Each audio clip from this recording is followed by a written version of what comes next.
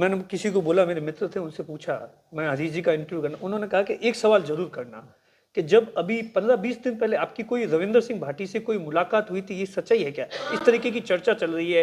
एक मुलाकात तो आपकी वहां पर मेले के दौरान आप बातचीत कर रहे थे, उसके बाद कोई मुलाकात हुई है इस तरीके की? रविंदर सिंह जी भाटी क्यों, मेरे सब लोगों से मुलाकात होती। अच्छा।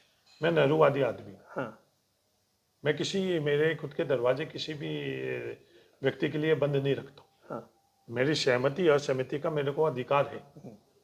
रविंदर सिंह जी भाटी से कभी भी व्यक्तिगत तौर पर मैं आपसे बैठा हूँ, जिससे बैठकर हमने कभी भी किसी भी तरह की बात नहीं करी, और वो बात नहीं करी, उसके अंदर कोई मेरे तरफ से ऐसे कोई सोच भी नहीं रही। कभी ऐसा अवसर ही नहीं मिला। अगर अवसर मिलेगा तो बिल्कुल बात करेंगे। मेरे रविंदर सिंह जी भाटी क्यों, गोविंदाचार्य जी जो भारतीय जनता पार्टी के आरएसएस के थे, कभी ये बात तो आप हमेशा जिक्र करते हैं। राहुल से बात करो, बाबू सिंह जी से पूछो कि अभी मुरली जी में आए थे जब तो मैं वैचारिक तौर पर आरएसएस से बिल्कुल असहमत हूँ। लेकिन 100% असहमत नहीं हूँ, पर आरएसएस से जुड़े हुए व्यक्ति से मैं संवाद नहीं रखूं, ये इस चीज से मैं सहमत नहीं हूँ। सर, आने वाले समय के अंदर इसी साल राजस्थान के अंदर पंचायती राज चुनाव है। आप पर बाड़मेर की, वैसे तो आप पर देश पूरे की जिम्मेदारी, बाड़मेर की ज्यादा जिम्मेदारी है।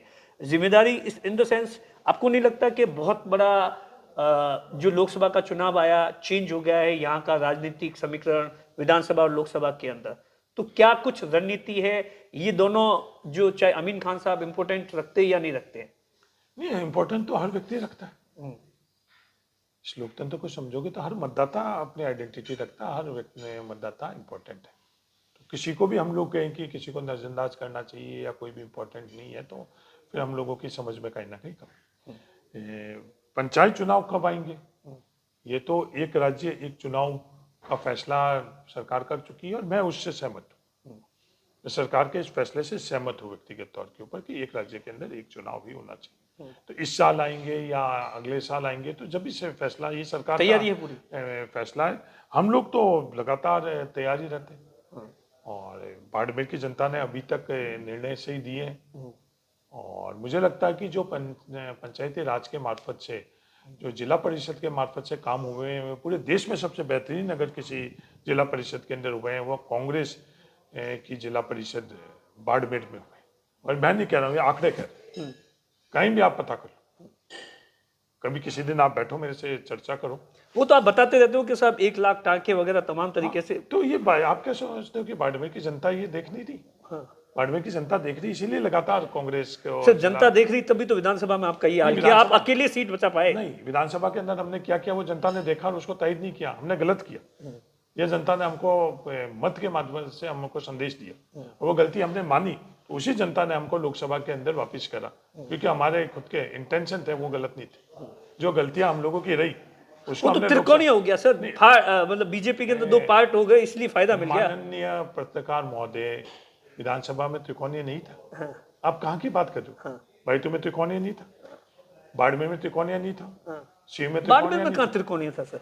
5000 वोट आए बीजेपी को, आप इसे मानते त्रिकोणीय? पचपदरा में त्रिकोणीय नहीं था, 12,000 वोट आए।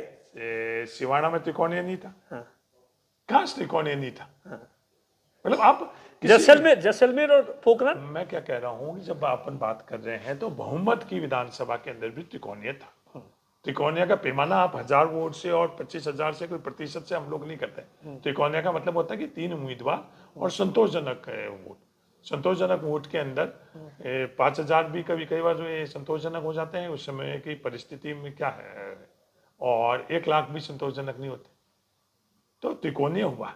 और वो त्रिकोणीय लोकसभा के अंदर हुआ। बाड़मेर की जनता ने फैसला लिया कि 2 जगह इंडिपेंडेंट को जिताने का और 1 जगह कांग्रेस को जिताना और बाकी वाले 4 जगह बीजेपी को जिताना। तो बाड़मेर की जनता का फैसला